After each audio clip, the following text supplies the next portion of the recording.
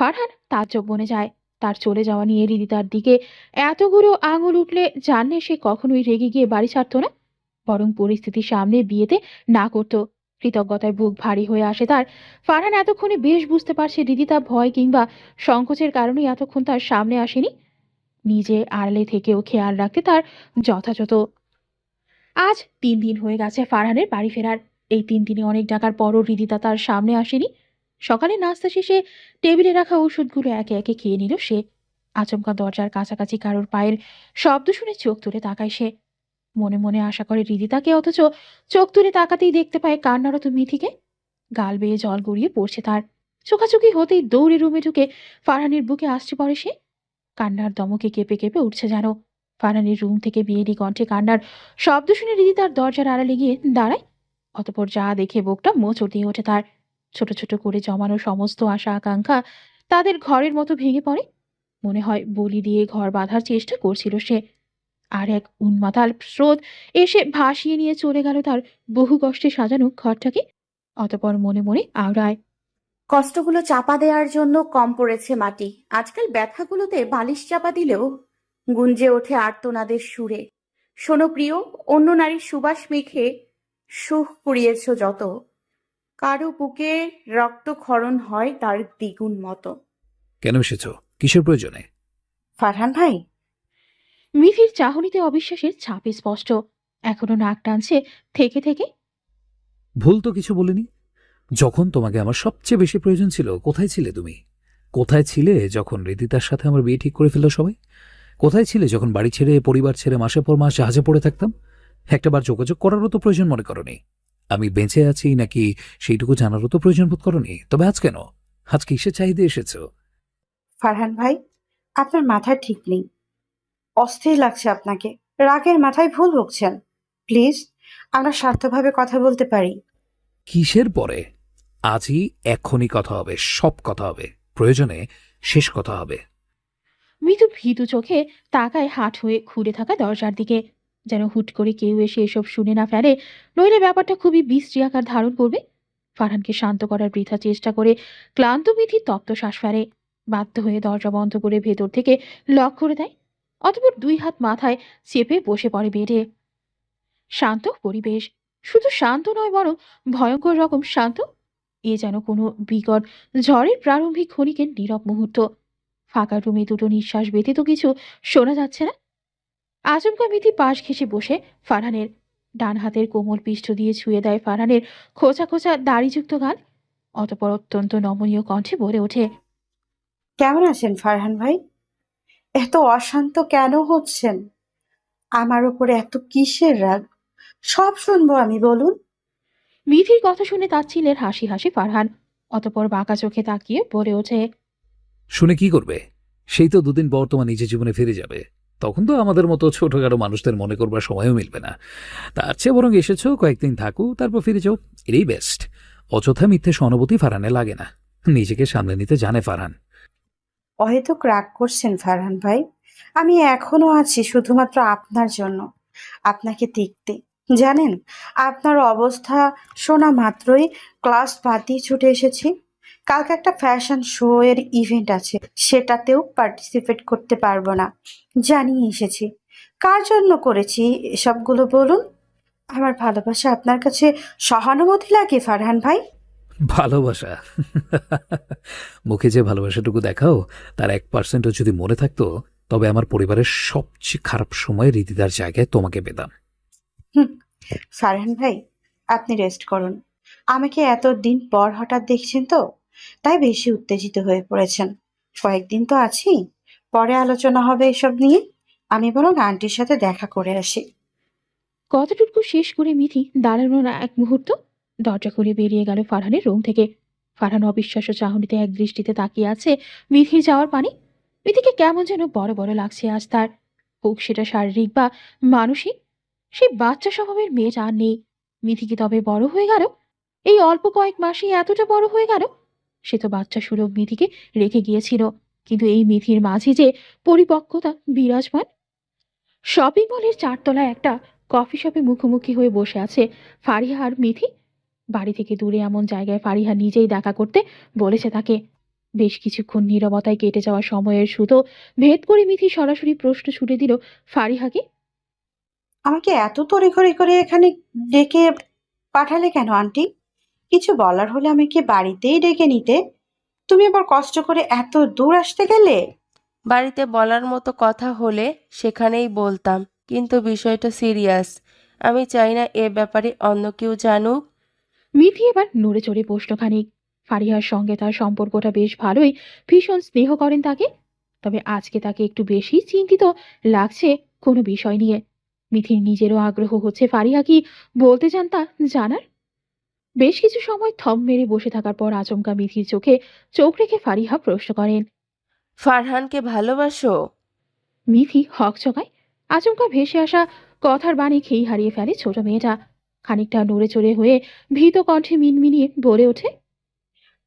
আসলে আন্টি, সরাসরি জবাব দাও। ফারহান ভাই আমাকে ভালোবাসে। তার মানে তুমি ভালোবাসো না? মিথি মাথা নিচু করে নেয়। দুই হাতের মাঝে পিষ্ট হয় তার জামার অংশ। দুরু দুরু করছে বুক। ফারিহার দৃষ্টির তোপে নার্ভাস ফিল করছে ভীষণভাবে। তোমার উত্তরের ওপর নির্ভর করছে 3টি জীবন। তাই কোনো রকম মিথ্যা কিংবা সংকোচ না রেখেই খুলে বলো আমাকে সবটা। আমিও ভালোবাসি আন্টি। ফারহান ভাইকে আমার অনেক ভালো লাগে। মিথির উত্তর শুনে হাসেন ফারিহা। তার যা জানার কিংবা বোঝার ছিল প্রায় অর্ধেকটাই বোঝা শেষ। বাকি আরও খানিকটা খুঁটিয়ে দেখলেই সবটা জলের মতো পরিষ্কার হয়ে যাবে। ভালোবাসা নাকি ভালো লাগা, তুমি জানো এই দুটো জিনিসের মাঝে একেবারে দুই মেরুর মতো পার্থক্য। জীবনে প্রথম যে ছেলের সংস্পর্শে এসেছি সেটা ফারহান ভাই। ফারহান ভাই এভাবে আমাকে শাসন করেন, আবার আমি রেগে গেলে আমার রাগ ভাঙাতে এটা ওটা করেন। এগুলো আমার জন্য কেউ প্রথমবার করেছে। ফারহান ভাই আমাকে ভালোবাসে। তার মতো একজন মানুষের ভালোবাসা পাওয়া তো সব মেয়ের স্বপ্নের মতো আন্টি। আর আমার কাছে সেই স্বপ্নটা বাস্তব। তাই আমিও কিভাবে ভালো না বেসে থাকতে পারি বলো? আচ্ছা, আমি যদি ফারহানের থেকে ভালো কোনো ছেলেকে তোমার জন্য পছন্দ করি, তাকে বিয়ে করবে তুমি? আমি চাই হৃদিতা ফারহানের বউ হয়ে আসুক। আমি তাকে যে আমি তাকে সেই অনেক আগে থেকেই পছন্দ করে রেখেছি ফারহানের জন্য। বিশ্বাস করো মিথি, আমি তোমাকে ফারহানের থেকেও ভালো ছেলের সাথে বিয়ে দিব। আর যদি ফারহান ভাই এর থেকে ভালো ছেলে না পান? তাহলে ফারহানের সাথেই বিয়ে দেব তোমাকে। ফারহান যে কাজে যুক্ত হয়েছে সেখানে যে কোনো মুহূর্তে প্রাণ সংশয় হতে পারে। ফারহান কানা হয়ে যাক বা খোড়া, এইবার বাড়ি ফিরলেই আমি ওর সাথে বিয়ে দেব তোমাকে। প্রতিটা কথা বলার সময় ফারিহা সরাসরি তাকিয়ে থাকেন মিথির দিকে। তার প্রতিটা অঙ্গভঙ্গির পরিবর্তন লক্ষ্য করেন। একমাত্র ছেলে তার। তার জন্য কোনো ধরনের ভুল মানুষকে মেনে নেবেন না তিনি। তিনি তাতে ছেলের বিপক্ষে যেতে হলেও যাবেন তিনি। এমনকি প্রয়োজনে অনৈতিক কোনো কাজ করতে লাগলেও করবেন। তবুও ফারহানের জন্য যেটা বেস্ট হবে সেটাই করবেন। ভালোবাসা মানুষকে অন্ধ করে দেয়। ভীষণ তীক্ষ্ণ বুদ্ধি সম্পন্ন মানুষটাও ভুল করে বসে ভালোবাসায় মসটে। ভালোবাসায় সিক্ত হলে মানুষ মস্তিষ্কের চেয়ে মনের কথা শুনতে বেশি পছন্দ করে। আর এখানেই করে বসে একের পর এক ভুল। যে ভুলের গণ্ডি পেরিয়ে অনেকেই আর ফিরে আসতে পারে না কখনো। মিথির থমথমে মুখ, চোরা চোখে এদিক ওদিক তাকিয়ে নিজেকে স্বাভাবিক রাখার চেষ্টা। কোনোটাই দৃষ্টিগোচর হলো না ফারিহার। এখন তার ঠোঁটের কোণে পূর্ণাঙ্গ রূপে হাসি ঝিরিক ফুটে উঠল। আজকের মতো কথা এখানেই শেষ করে প্রফুল্ল চিত্তে উঠে দাঁড়ান তিনি। অতপর মিথি থেকে বিদায় নিয়ে বেরিয়ে পড়েন কফি শপ থেকে। অতীতের স্মৃতিচারণায় মগ্ন ফারিহার ধ্যানভঙ্গ হয় দরজায় করোনার আওয়াজে।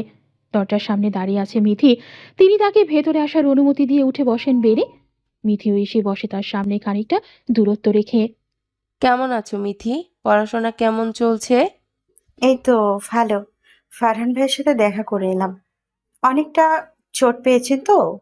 কিভাবে হলো এসব? লোকনা আপু, খবরটা না দিলে তো জানতেই পারতাম না। এদিকে অনেক কিছু হয়ে গেছে মিথি। যাক সেসব বাদ দাও। অনেক জার্নি করে এসেছো, যাও রেস্ট নাও। না আন্টি, আমার কিছু কথা আছে তোমার সাথে। সেগুলো এখানেই বলতে চাইছি। আচ্ছা বলো। আমি ফারহান ভাইকে বিয়ে করার জন্য এখন প্রস্তুত আন্টি। আপনি চাইলে আমার বাড়িতে কথা বলতে পারেন। কিন্তু আমি তো চাই না। কেন আন্টি? আমাকে আপনার পছন্দ না? তোমাকে আমি ভালোবাসি মিথি। ভীষণ স্নেহ করি, কিন্তু ফারহানের জীবনসঙ্গী হিসেবে না। মিথি কান্না ভেজা চোখে তাকায় ফারিহার দিকে। ফারিহা তপ্ত শ্বাস ফেলে মিথির 2 হাত ভরে নেন নিজের হাতের মুঠোয়। অতঃপর নরম কণ্ঠে বলে ওঠেন, মনে আছে কয়েক মাস আগের কথা? তোমার সাথে কফি শপে কথা হওয়ার 2 দিন পরেই তুমি ফোন করে জানাও যে এখন এই বিয়ে তুমি করতে পারবে না, তোমার সময় প্রয়োজন। সবে মনে আছে আন্টি। আর সেই সাথে আমি এটাও বলি যে ফারহান ভাই আমাকে ভালোবাসে কিনা সেটা বোঝার জন্য আমার সময় লাগবে। বিয়ে করার আগে অবশ্যই এগুলো যাচাই করে নেওয়া উচিত, তাই না? শহর জুড়ে শীত শীত ভাব। রাত যত গভীর হয় শীতের প্রকোপ বাড়তে থাকে ক্রমে। এমনই এক শীতের রাতে ছাদের খোলা আকাশের নিচে দাঁড়িয়ে আছে রিদিতা। মিথিও ঠিক তার মুখোমুখি দাঁড়িয়ে, গায়ে হালকা ছাই রঙা চাদর। রিদিতার দৃষ্টি শূন্যে, যেন দূর বহু দূর হতে কিছু একটা খুঁজে চলেছে আকাশের মিট মিট করা তারাদের মাঝে। মিথি ফোঁস করে শ্বাস ছাড়ে। রিদিতার হাবভাব আজকাল বড্ড খাপছাড়া লাগে তার কাছে। সে আগের ঔদ্ধত্য কোথাও হারিয়েছে জানো। মাঝে ঘটে যাওয়া সব ঘটনা কি এতটাই আঘাত হেনেছে তাকে? তবে কি তার সরে যাওয়া উচিত দুজনের মাঝ হতে? কিন্তু ফারহান, সে সরে গেলে কি ফারহান ভালো থাকবে? ভালো রাখতে পারবে হৃদিতা তাকে? হৃদিতার নিঃস্বার্থ ভালোবাসা আজকাল তাকেও ভাবায় বড্ড। হৃদয় চিরে বেরিয়ে আসে গভীর দীর্ঘশ্বাস। সে হয়তো হৃদিতার মতো সর্বস্ব ত্যাগ দিয়ে ভালোবাসতে পারেনি কখনো ফারহানকে, কিন্তু ভালোবেসেছে। এ কথা তো মিথ্যে নয়। মিথ্যে নয় তার অনুভূতি, কিন্তু তাও কোথাও যেন একটা সংকোচ আঁকড়ে ধরে তাকে। আচ্ছা, ফারহান কি আজও ভালোবাসে তাকে? আর তার সাথে বিগত দিনে ঘটে যাওয়া ঘটনা, এসব জানার পরও কি ফারহানের অনুভূতি একই থাকবে? কোনো নড়চড় হবে না? কিছু বলবে মিথি? হৃদিতাকে সরাসরি তার চোখে চোখ রেখে তাকিয়ে থাকতে দেখে খানিকটা ভরকায় মিথি। শীতল সে দৃষ্টিতে কি শুধুই বেদনা, নাকি অন্য কিছুর শক্তপোক্ত বাসা বেঁধে আছে বেদনার অমলিন দৃষ্টির আড়ালে? চিঠিটা কই রিদিতা আপু? কিসের চিঠি? হৃদিতার কণ্ঠ শীতল। কুয়াশার সাথে মিশে যাচ্ছে মুখ হতে নির্গত উষ্ণ ধোঁয়ার স্রোত, কিংবা হয়তো চাপা কোনো দীর্ঘশ্বাস।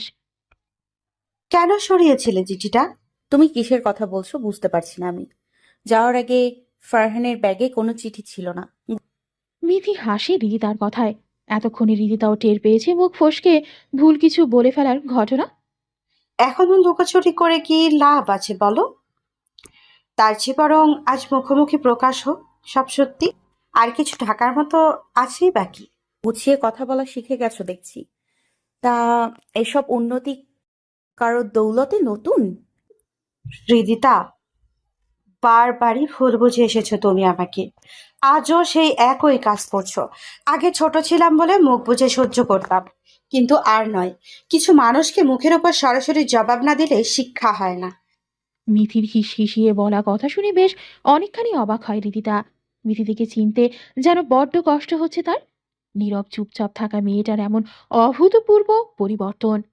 আমি কখনো তোমাকে মিথ্যে দোষারোপ করিনি মিথি, বরং প্রতিবার হাতে নাতে ধরে প্রমাণ স্বরূপ চোখে আঙুল দিয়ে দেখিয়ে দিয়েছি যে তুমি ভুল। তারপরেও এরপরেও কেন উঠে পড়ে লেগেছো ফারহানের জীবনটা নষ্ট করার জন্য? একটু বাঁচতে দাও ওকে প্লিজ। এর পরিবর্তে তুমি যা চাইবে তাই পাবে। যা চাইছো? মিথি ঘাড় বাঁকিয়ে পুনরায় জিজ্ঞাসা করে হৃদিতাকে। হৃদিতা সম্মতি সূচক ভঙ্গিমায় মাথা নাড়ায়। আর যদি চাই তুমি ফারহানের জীবন থেকে দূরে চলে যাও, এই বাড়ি ফারহানের জীবন সব কিছু থেকে নিশ্চিহ্ন হয়ে যাও। নিশ্চিন্ত তো তুমি। ফারহানের জীবন, ওর পরিবারের সবার মন থেকে হারিয়ে গেছো তুমি। হৃদিতার কণ্ঠে তাচ্ছিল্যের সুর। সবটা ইচ্ছে করেই করেছো তুমি, তাই না? মিথির কণ্ঠ কাঁপছে, অথচ চোখ মুখ শক্ত, ভেতরটা ফেটে পড়ছে আক্রোশে। হৃদিতা এবার পূর্ণ দৃষ্টিতে তাকায় মিথির দিকে। ছাদের রেলিংয়ে ভর দিয়ে মুখোমুখি দাঁড়ায় হৃদিতা। 2 হাত তার বুকে বাঁধা আয়েশি ভঙ্গিমা, ফুরফুরি মেজাজ। জীবন আমাদেরকে সবকিছু প্লেটে সাজিয়ে দেয় না, বরং কাঁচামাল আমাদের হাতেই থাকে। সেগুলো সাজিয়ে কিভাবে প্লেটিং করব সেটা আমাদের ওপরেই ডিপেন্ড করে। কিন্তু অন্যের সাজানো প্লেট নষ্ট করে নিজেরটা সুন্দরভাবে উপস্থাপন করার কোনো কোনো সভ্য সমাজ সহজভাবে মেনে নেয় বলে আমার জানা নেই। আবার এটা জীবনের গুরুতর কোনো শিক্ষার মধ্যে পড়ে বলেও মনে হয় না। তো তুমি ঠিক কোন কারণে এরকম অনৈতিক কাজ করলে? নৈতিক অনৈতিক শিক্ষা কি এখন তোমার থেকে নিতে হবে আমাকে, যার নিজেরই কোনো যোগ্যতা নেই? তোমার যোগ্যতাটা ঠিক কি আমাকে একটু বোঝাবে? বাবার টাকার দাম্ভিকতা ছাড়া টিকে থাকতে পারতে। এখন তো জবটাও ছেড়ে দিয়েছো। তাহলে কিসের যোগ্যতা তোমার? ফারহানকে ভালোবাসি আমি। একমাত্র ওর জন্য, ওর পরিবারের জন্য আমি জব ছেড়ে, নিজের জীবন ছেড়ে পড়ে আছি এখানে। অবশ্য তোমার মতো স্বার্থপর মেয়ে এগুলো বুঝবে না। হৃদিতা, আমার জীবনের সবচেয়ে বড় ক্ষতি করেছো তুমি। তারপরেও যথাসাধ্য সুরুচিশীল ব্যবহার করছি। যতটা তুমি এক্সপেক্টও করো না। আমাকে স্বার্থপর বলার আগে নিজের দিকে তাকিয়ে দেখো। তুমিও কি স্বার্থপর নও? নিজের স্বার্থের জন্যই তুমি এই বাড়িতে আছো। নিজের স্বার্থের জন্যই এই বাড়ির প্রত্যেকটা মানুষের মনে ভুল ধারণা সৃষ্টি করেছো আমার ব্যাপারে। আমার ফারহানকে কেড়ে নিয়েছো আমার থেকে। এমনকি তার মনও নানান প্রশ্নে জটলা পাকিয়েছে। এইসব কিছুর জন্য তাই তুমি, একমাত্র তুমি। হ্যাঁ, আমি নিজের স্বপ্ন পূরণের জন্য এই শহর থেকে দূরে গিয়েছিলাম। ফারহান ভাইয়ের থেকে দূরত্ব বাড়িয়েছিলাম। কিন্তু সেসব কথা আমিও ওই চিঠিতে লিখেছিলাম। আমি চাইনি ফারহান ভাই আমাকে কখনো ভুল বোঝুক। অথচ আমাদের মাঝে তৃতীয় ব্যক্তি হয়ে ঢুকতে চেয়েছিলে তুমি। আমাদের সুন্দর একটা সম্পর্কের মাঝে কাটার মতো আঁচড় কেটে চলেছ। মিঠি, আমার কথা শেষ হয়নি এখনো। আজও আমি বলবো, তুমি শুনবে। মিথিকে আজ প্রথমবার এভাবে দেখছে হৃদিতা। সর্বদা শান্ত থাকা মানুষটার হঠাৎ অশান্ত রূপ বুঝি এত ভয়ঙ্কর হয়? মিথিকে দেখতে কেমন যেন প্রলয়ঙ্কারী লাগছে। চোখ দুই পাশে কুঁচকানো, কপালের মাঝে সূক্ষ্ম ভাঁজ। অতিরিক্ত রাগের বশীভূত হওয়া কোমল ঠোঁট দুটো শুকিয়ে যাচ্ছে ক্রমাগত। কথার ফাঁকে ফাঁকে জিভ দিয়ে ঠোঁট ভেজাচ্ছে। কথা বলার ফাঁকে ফাঁকে অঙ্গভঙ্গি কঠোর। কথার মাঝে রুষ্টতা স্পষ্ট। মিথিকে এই রূপে মেনে নিতে কষ্ট হচ্ছে রীতি তার। সেই সাথে রাতের অন্ধকারে ফাঁকা ছাদে তার দুই প্রাণী ছাড়া আর কেউ নেই। ফলে ভয়টাও জাঁকালোভাবে পেঁচিয়ে ধরছে তাকে। ফারহান ভাই আমাকে ভালোবাসতো, আমি বাসতাম না। এমনকি তার ভালোবাসা সম্পর্কে কিছুই জানতাম না। তারপরেও মাঝ রাস্তায় দাঁড়িয়ে তোমার করা অপমান সহ্য করেছি। কারণ সেই দিন আমার যোগ্যতা ছিল না, আর না ছিল মাথার উপরে বাবার ছত্রছায়া। দুই মেয়েকে বড় করতে গিয়ে মায়ের অবস্থা কাহিল। তার উপরে আপুর বিয়ে নিয়ে নানান ঝামেলা। এসবের মাঝে নিজের সামান্য এসবের মাঝে নিজের সমস্যাগুলো তাদের উপর চাপিয়ে দেওয়া ছিল বোকামির পরিচয়। আচ্ছা, আমার বয়সটা কি খুব বেশি ছিল? স্কুল জীবনে পড়া একটা মেয়ে, ছেলে বন্ধু থাকতেই পারে না? স্কুল জীবনে পড়া একটা মেয়ের ছেলে বন্ধু কি থাকতে পারে না? নাকি দুটো মানুষ পাশাপাশি হাত ধরে হাঁটলে সেটাকে প্রেম করা বোঝায়? আই রিপিট অ্যাগেইন, আমি তখন স্কুলে পড়ার মতো বয়সের ছিলাম মাত্র। বন্ধু বান্ধবের সাথে হই হুল্লোড় করে কাটানো জীবন অমাবস্যা হয়ে নেমে এসেছো তুমি। যেখানে ফারহান ভাইও কখনো আমার সাথে উঁচু গলায় কথা বলেনি, তুমি রাস্তায় দাঁড়িয়ে যা নয় তাই বলে অপমান করেছো। আচ্ছা, তোমাদের মতো হায়ার ক্লাস সোসাইটিতে কি একটাই মডার্ন কালচার বলে? একটা ছেলে আর একটা মেয়ে পাশাপাশি হাঁটলেই তারা প্রেমিক প্রেমিকা। আর ধরে নিলাম সে আমার প্রেমিক ছিল। তবুও আমার ব্যক্তিগত বিষয় নিয়ে রাস্তার মাঝে কথা বলার মতো তুমি কে? তুমি ফারহানকে ঠকিয়ে অন্য একটা ছেলের হাত ধরে ঘুরে বেরিয়ে সেটাকে বন্ধুর নাম দিচ্ছ? ছি! ঠকানো?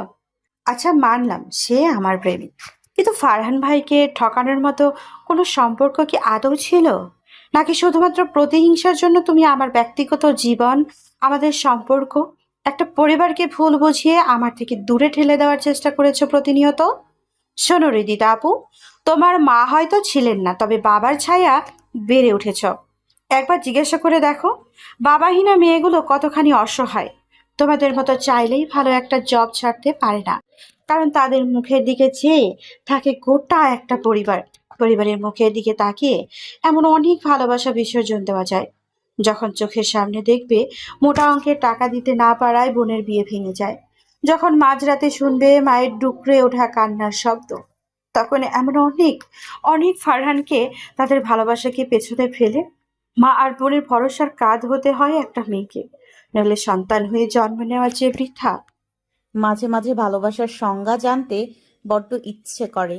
জানো তো মিথি, এই যে আমার কাছে ভালোবাসার আর এক নাম ফারহান, যাকে পাওয়ার যাকে পাওয়ার চেয়ে তাকে ভালো রাখার তীব্র এক আকাঙ্ক্ষা বয়ে বেড়াই প্রতিনিয়ত, যার পরিবার শুধু তার নয়, আমারও পরিবার। এই পরিবার আমাকে পরিবার দিয়েছে, একজন মা দিয়েছে, মাতৃস্নেহ হারানো মেয়েটাকে মমতায় ভরিয়ে দেয়া মানুষটাকে খুব করে মা ডাকতে ইচ্ছে করে। কিন্তু বিধির বিধান যে বড্ড নড়বড়ে, সে মেতেছে উন্মাদনায়। না হলে কেন ফারহানের মন পুড়ল তোমার নেশায়? কেন আমার মতো, কেন আমার এত এত ভালোবাসা তার লক্ষ্য ভেদ করতে পারলো না?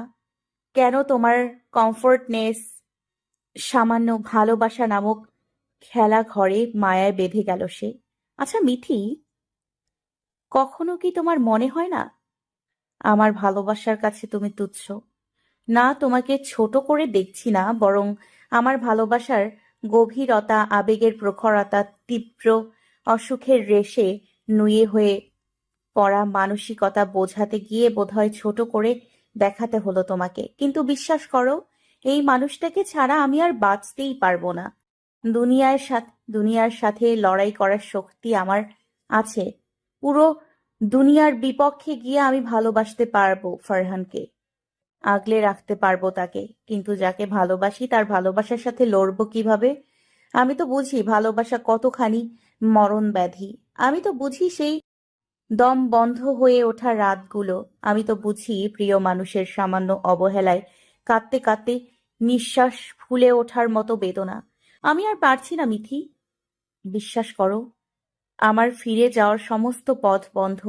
পেছন ফিরলে নড়বড়ে কিছু অনুচ্চ পাথরের সাথে সাক্ষাৎ হয় আমার, যার তলে লুকিয়ে আছে গভীর খাই, যেখানে হারালে নিজেকে খুঁজে পাওয়ার অসম্ভব। আমি শেষ হয়ে যাব, আমি একেবারে নিঃশেষ হয়ে যাচ্ছি। আমি আর পারছি না, ক্লান্ত লাগছে, বড্ড বড্ড ক্লান্ত। দুই হাতের তালুর মাঝে মুখ লুকিয়ে কাছে রিদিতা।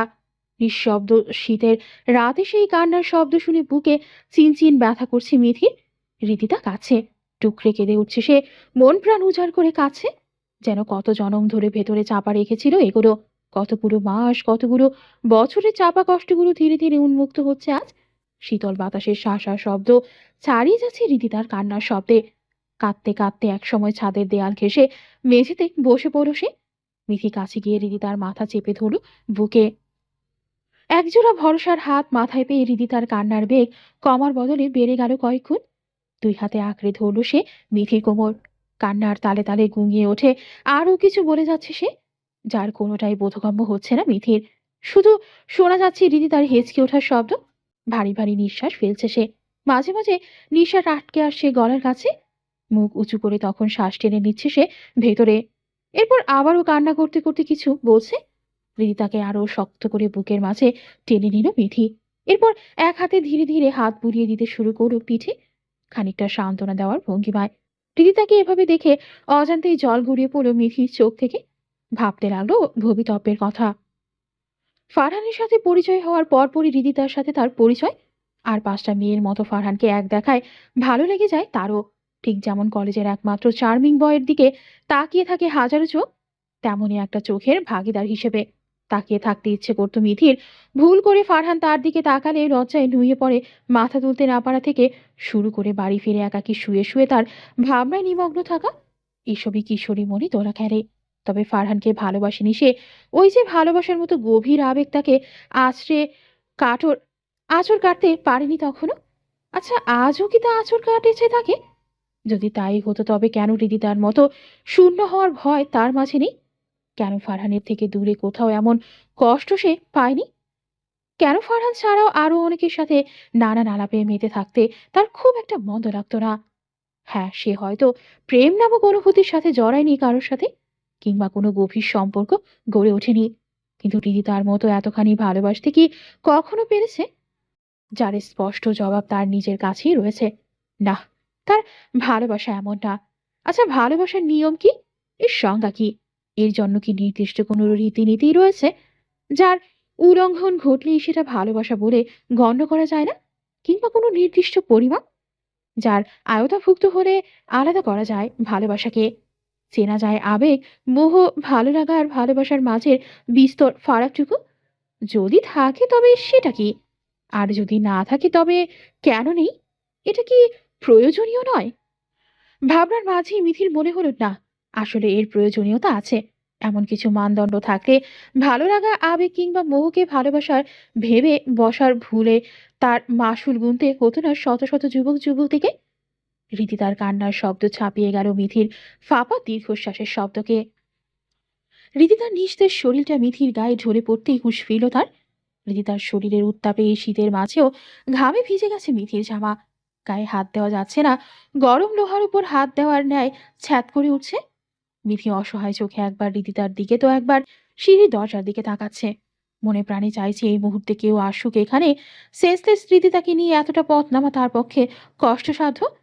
বিপাকে পড়ে চিন্তায় কুল কিনারা খুঁজে না পেয়ে রীতিতাকে সাজে মেঝেতে শুইয়ে দিয়ে নিচে ছুটে যায় মিথি। রাত খুব বেশি গভীর না হলেও সকলে শহরের দরজা লাগিয়েছে মাত্র। এমন অসময়ে ফারিহাদের রুমের দরজায় নক করতে অস্বস্তি হচ্ছে মিথির, কিন্তু উপায়ন্তর না পেয়ে আস্তে ধীরে নক করলো সে। একবার দুইবার করে ক্রমশ বার কয়েক নক করার পরে ঘুম ঘুম চোখে দরজা খুললেন ফারিহা। এত রাতে মিথিকে দেখে বেশ অবাক হন তিনি। তার অস্থিরতায় ভরা চেহারাখানি ফারিহার অভিজ্ঞ চোখের দৃষ্টি এড়ালো না। ফলস্বরূপ ঘুমের রেশ উবে গিয়ে কপালে সূক্ষ্ম চিন্তার ভাঁজ ফেলে মিথির কাঁধে হাত রেখে জিজ্ঞাসা করলেন, কি হয়েছে তোমার? শরীর খারাপ লাগছে? এমন দেখাচ্ছে কেন তোমাকে? আমি ঠিক আছি আন্টি, কিন্তু কি হয়েছে রিদিতার? হৃদিতা ছাদে জ্বরে সেন্সলেস হয়ে গেছে। আমার একার পক্ষে ওকে নিচে আনা সম্ভব না, তাই মাঝরাতে আপনাকে ডিস্টার্ব করলাম। ফারিহার মনের মাঝে উকি দিল নানান চিন্তা। পাড় ভাঙা নদীর জলের ন্যায় হুড়মুড় করে এসে ভিড় করলো হাজারো প্রশ্ন। কিন্তু সময়টা সঠিক নয় এসবের জন্য। তাই প্রশ্নগুলোকে মনের মাঝে চেপে রেখেই তিনি দৌড় লাগালেন ছাদের দরজার দিকে। তার পিছু পিছু মিথিও পা মেলালো দ্রুত গতিতে। শরীর কাঁপিয়ে জ্বর এসেছে রীতি তার। শরীর যেন গরম তাওয়া। এতটা সময় ঠান্ডা ছাদের মেঝেতে শুয়ে থাকার ফলে রীতিমতো কাঁপুনি দিয়ে জ্বর এসেছে তার। ঠকঠক করে কাঁপছে শরীর, হাত ও পায়ের তালু ঠান্ডা বরফ। ভয়ে আটকে ওঠেন ফারিহা। মিথিও ভীতু চোখে তাকায় তার দিকে। দুজনের মনের মাঝে জেঁকে ধরেছে ভয়। রীতি তার ফর্সা শরীরটা ফ্যাকাশে বর্ণ ধারণ করেছে, ঠোঁট রক্তশূন্য। হাত ও পায়ের তালুতে ক্রমশ তেল মালিশ করছেন ফারিহা। মিথি ডক্টরকে কল করছে। কোনো মতেই জ্বর কমছে না দিদি তার। মাথায় পানি ঢালা হয়েছে, তাও শরীর থেকে জ্বর ছাড়ছে না। দিদি তার নিস্তেজ শরীরটার দিকে তাকিয়ে থেকে জল চলে আসে চোখে ফারিহার।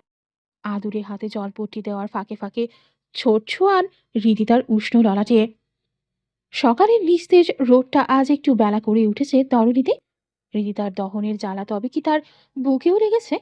সেও কি নিস্তেজ সৃষ্টের এহেন নিপীড়নে? হৃদিতা চোখ মেলে তাকায় খোলা জানালা থেকে বয়ে আসা হালকা হাওয়া আর নিস্তেজ রোদের লম্বাটে ফালির দিকে। শীতের দিনেও হাওয়াটুকু বেশ তৃপ্তিময় লাগছে তার কাছে। পুরোটা রাত যেন কয়লার আগুনে দাউ দাউ করে জ্বলেছে তার শরীর। এখনও একটু আরাম বোধ করছে। শরীরের উপর চাপানো বেশ কয়েকটা মোটা কম্বল সরিয়ে বহু কষ্টে মাটিতে পা রাখে সে। শরীর দুর্বল, মাথা টলমল করছে। এক রাতের অসুস্থতায় এতটা বেকাবু হয়ে পড়ল সে। অথচ একটা সময় এমন জ্বর অবস্থায়ও ডিউটি অ্যাটেন্ড করেছে সে। এসব ছোটখাটো জ্বর, মাথা ব্যথা কখনো দুর্বলতা মনে হয়নি তার।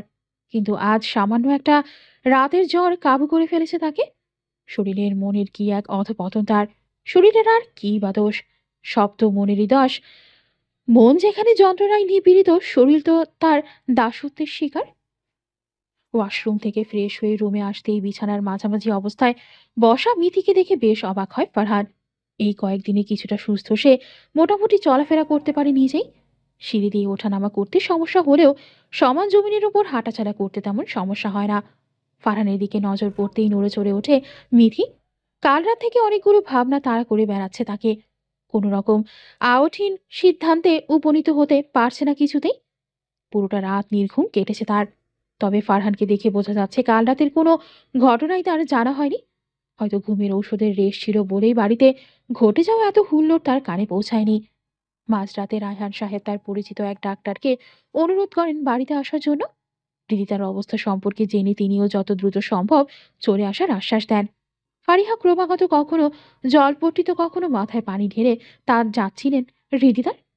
লতিফা আর মিথি মিলে ঠান্ডা হয়ে যাওয়া শরীরে হাতে ও পায়ে তেল দিয়ে গরম করার চেষ্টা করছিলেন। এদিকে তীব্র জ্বরের সাথে সাথে বিড়বিড় করতে করতে শ্বাস ফুলে আসছিল হৃদিতার। বড় বড় শ্বাস টেনে বুক ফুলিয়ে উঠছিল। অবশেষে শেষ রাতের দিকে ডক্টরের দেওয়া ইঞ্জেকশনে কাজ হয়। ধীরে ধীরে চোখ বুঝে আসে রীতিতার। শরীরে আঁকড়ে ধরা শিরাগুলো শিথিল হতে শুরু করে। তবে জ্বর তখনও কমেনি। জ্বর কমতে শুরু করেছে আরো খানিকটা সময় পর। রীতিতা ততক্ষণে নিস্তেজ শরীর নিয়ে লুটিয়ে পড়েছে। ভোরের আলো ফোটার পরপরই ফারিহা বাদে সকলে চলে যায় নিজেদের ঘরে। হঠাৎ আমার রুমে